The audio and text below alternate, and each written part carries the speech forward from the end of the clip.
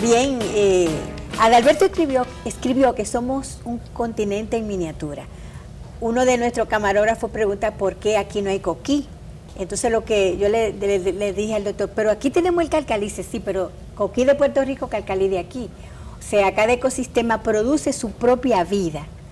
Y entonces hay que respetar eso, ¿verdad que sí? Porque nosotros, por ejemplo, vivir en Alaska y durar, o en un país del norte, y durar, qué sé yo, un mes sin ver el sol, eso para mí sería catastrófico. O sea, me imagino que eso debe ser también para los animales, para la fauna. Sí, los animales están adaptados y han surgido a lo largo del tiempo, adaptados al ambiente donde viven. Y precisamente, y si volvemos al tema del cambio climático, por eso es que el cambio climático tiene y va a seguir teniendo tantos impactos. La mayoría de los animales son de lo que popularmente se le llama animales de sangre fría, que en realidad lo que quiere decir es que son animales que no tienen una temperatura estable de su cuerpo. La temperatura de los mamíferos y de las aves, y por ende de nosotros los humanos, es estable. Sabemos que la temperatura del cuerpo humano es 37 grados y usted esté en Alaska o en el desierto de Sahara, su temperatura se debe mantener a 37 grados. Eso tiene un costo fisiológico de energía del cuerpo, mantener una temperatura constante. Pero la mayoría de reptiles para abajo de los animales no tienen una temperatura constante y su temperatura depende de la temperatura del ambiente. Pero tienen que calentarse o mantenerse calientes a lo que se llama una temperatura óptima en la cual pueden realizar todas sus funciones vitales. Esa temperatura óptima es muy cerca, en unos muy pocos grados, 2 o 3 grados, a lo que se llama la temperatura letal, cuando entonces se mueren. Y por eso que la gente piensa a veces cuando se habla de las preocupaciones por el incremento de 2 grados, 1 grado, 2 grados centígrados sobre la temperatura promedio del planeta, que tiene grandes consecuencias.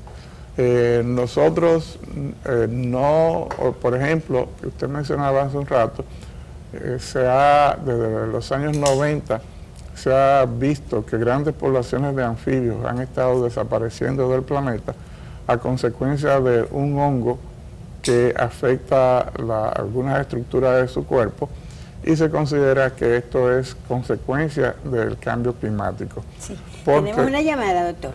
Esa es la última que vamos a recibir. Buenos días. Se fue. Ay, excúsenos. Pero era la última que vamos a recibir, porque queremos realmente aprovechar el tiempo. El hongo que afecta a los anfibios, por eso ustedes ven los reptiles que son de sangre fría, como la culebra, que salen a tomar su sol, y uno se la encuentra en el camino tomando el sol. Se debe a eso, ¿no? Sí.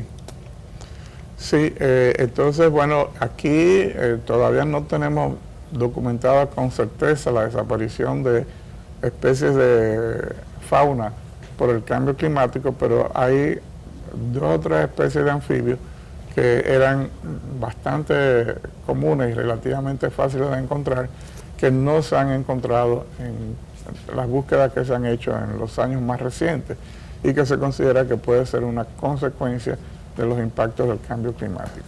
Doctor Inchaute, mire, ya se nos dan haciendo señas, pero yo quiero que usted finalmente nos diga, como ustedes trabajan en la zona sur, y yo elogio porque, como decía ahorita, tenemos varios ecosistemas, somos un continente en miniatura, tenemos frío en diciembre y enero y febrero, allá arriba casi cae nieve, y tenemos el otro extremo en el sur. Ustedes trabajan en la zona, veo en la prensa que se está manejando un problema muy serio que afecta a un río de Pedernal, el río Mulito, que se ha secado en una parte.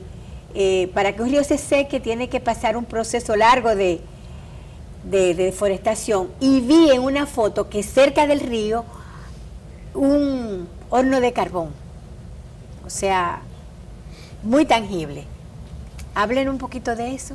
Bueno, el problema de la Sierra de Bauruco es parte del problema que tenemos con las áreas protegidas, que hay varios trabajos que señalan de manera cuantificada que a lo largo de los últimos años se ha perdido una parte importante del bosque en las principales áreas protegidas dominicanas. En el caso de la Sierra de Bauruco hay conflictos complejos sobre la producción intensiva agrícola dentro de los límites del Parque Nacional, de manera principal la producción de aguacate y en otra medida de cebolla. ¿Pero el aguacate reforesta? No, esa es una idea equivocada. Hay una cosa que es agricultura y hay otra cosa que es reforestación y hay otra cosa que es conservación de los bosques naturales. Un bosque natural solamente se puede tratar de recuperar si se hace lo que se llama restauración ecológica, que es algo diferente. La siembra, los monocultivos, como sería una plantación de aguacate, es algo que ya históricamente hay mucha información con las medidas que hay que tener. Hay que tener monocultivos, puesto que hay que producir alimentos, pero hay que ordenar dónde y cómo se produce. El aguacate es un rubro que consume mucha agua. La tendencia mundial, precisamente como consecuencia del cambio climático, es hacia la sequía y hacia la desertificación. Y entonces tenemos que hay serios problemas dentro del Parque Nacional Sierra de Bauruco y Reserva de Biosfera Aragua Bauruco Enriquillo debido a todo este proceso. La franja de bosque nublado en el Parque Sierra de Bauruco es muy estrecha y se ha ido perdiendo una gran cantidad de esta franja, donde hay una cuenca que es muy limitada y que produce una limitante grande para la vida en la región, puesto que tenemos un único río que es el río Pedernales. De ahí la importancia. El Mulito es un afluente del río Pedernales y de esta cuenca, y es sumamente importante su conservación para el principal servicio ecológico, que es la producción de agua. Bueno, muchísimas gracias, doctor Inchausti, por estar con nosotros. Yo creo que yo aprendí mucho y debemos seguir aprendiendo. Cuando él habla de la zona protegida que se han perdido y restaurar la zona, eso es un trabajo muy largo, porque para que eso sucediera pasaron miles de años, cientos de años. Entonces habría que empezar con flora, con fauna, con todo lo que había para recuperarla.